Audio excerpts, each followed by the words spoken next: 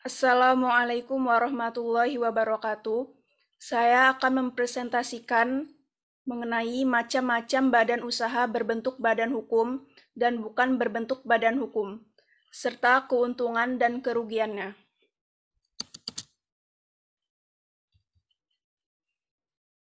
Badan usaha berbadan hukum. Badan usaha yang berbadan hukum adalah badan usaha yang memisahkan antara harta kekayaan pribadi, pemilik, atau pendirinya, dan harta kekayaan badan usaha.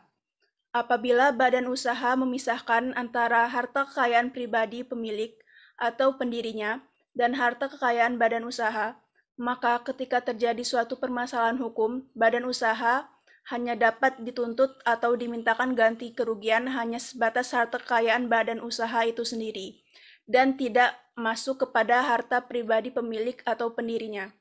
Adapun badan usaha yang berbadan hukum yaitu perseroan terbatas (PT), yayasan, koperasi, badan usaha milik negara (BUMN), badan usaha milik daerah (BUMD).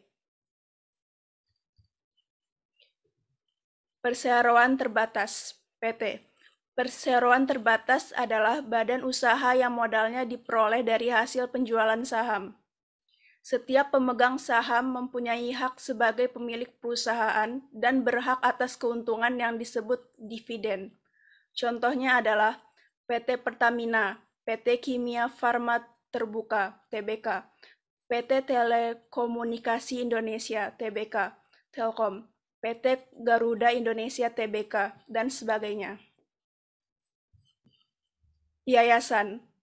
Yayasan adalah badan hukum yang terdiri atas kekayaan yang dipisahkan dan diperuntukkan untuk mencapai tujuan tertentu di bidang sosial, keagamaan, dan kemanusiaan yang tidak mempunyai anggota. Contoh yayasan adalah Yayasan An-Nawai, Yayasan Fatwa Alim, Tonoto Foundation, Yayasan Muhammadiyah, Yayasan Perguruan Islam Al-Azhar, Yayasan Beasiswa Super Semar, dan lain-lain.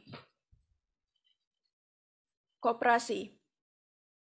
Koperasi adalah badan hukum yang didirikan oleh orang perseorangan atau badan hukum koperasi, dengan pemisahan kekayaan para anggotanya sebagai modal untuk menjalankan usaha, yang memenuhi aspirasi dan kebutuhan bersama di bidang ekonomi, sosial, dan budaya sesuai dengan nilai dan prinsip koperasi. Contoh koperasi adalah KUD, Koperasi Simpan Pinjam Unit Desa, KSU, Koperasi Serba Usaha, KPS, Koperasi Pasar, KKD, Koperasi Kredit, dan lain sebagainya. BUMN. BUMN adalah singkatan dari Badan Usaha Milik Negara. BUMN adalah badan usaha yang meliputi beragam sektor seperti transportasi, pertanian, telekomunikasi, perdagangan, listrik, hingga konstruksi. Beberapa contoh perusahaan BUMN adalah Pertamina, PLN, Garuda Indonesia, serta berbagai bank. BUMD. Badan usaha milik daerah adalah perusahaan yang dimiliki oleh pemerintah daerah. BUMD merupakan organisasi yang memiliki status korporat yang independen, dipimpin oleh Dewan Direksi yang ditunjuk oleh pejabat pemerintah daerah dengan kepemilikan mayoritas publik. Contoh BUMD adalah Bank Pembangunan Daerah, BPD, Perusahaan Daerah Angkutan Kota, Bus Kota, Perusahaan Daerah Air Minum, PDAM, dan lain sebagainya. Badan usaha bukan berbentuk badan hukum. Badan usaha yang tidak memiliki hukum. Badan usaha bukan berbentuk badan hukum. Badan usaha yang tidak berbadan hukum adalah badan usaha tidak memisahkan antara harta kekayaan pribadi, pemilik atau pendirinya, dan harta kekayaan badan usaha. Adapun badan usaha yang tidak berbadan hukum yaitu perusahaan perseorangan, CV, persekutuan komanditer, dan firma. Perusahaan perseorangan merupakan perusahaan perseorangan merupakan bentuk badan usaha yang hanya dimiliki oleh satu orang dan menanggung seluruh resiko perusahaan secara pribadi. Karena dibentuk oleh minimal satu orang, maka manajemen dan struktur perusahaan ditentukan oleh pemilik sendiri. Contohnya adalah perusahaan yang didirikan pribadi, seperti warung makan dan lain-lain. CV, Persekutuan Komanditer.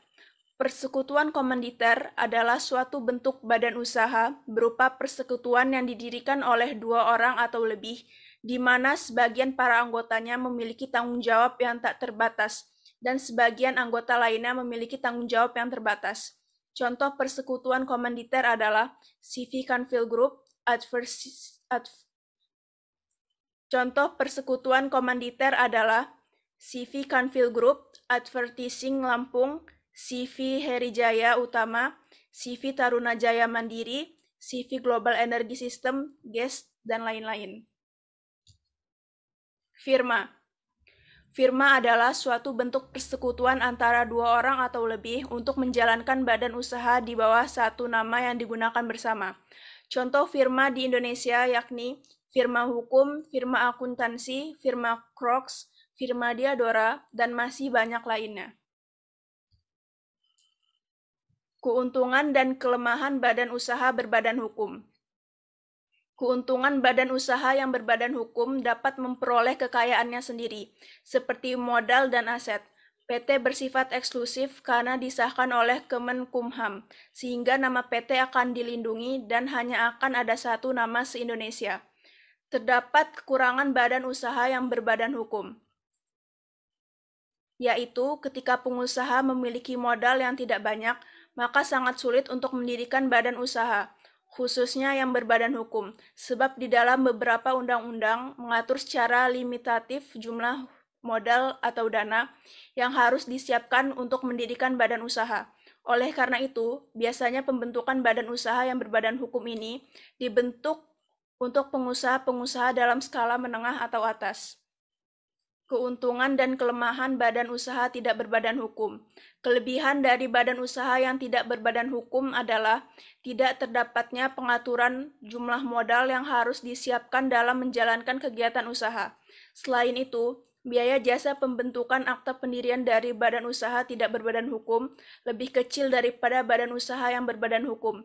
Oleh karena itu, pembentukan badan usaha yang tidak berbadan hukum dibentuk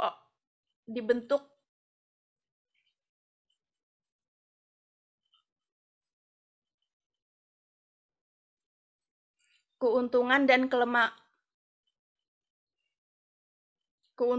kelemahan badan usaha tidak berbadan hukum. Kelebihan dari badan usaha yang tidak berbadan hukum adalah tidak terdapatnya pengaturan jumlah modal yang harus disiapkan dalam menjalankan kegiatan usaha. Selain itu, biaya jasa pembentukan akta pendirian dari badan usaha tidak berbadan hukum lebih kecil daripada badan usaha yang berbadan hukum. Oleh karena itu, pembentukan badan usaha yang tidak berbadan hukum dibentuk untuk pengusaha-pengusaha yang menjalankan kegiatan usaha mikro, kecil, dan menengah (UMKM). Kekurangannya adalah jika terjadi masalah hukum, maka hukum dapat menjangkau tidak hanya aset perusahaan saja, namun hingga ke harta pribadi, pemilik perusahaan, dan lain sebagainya.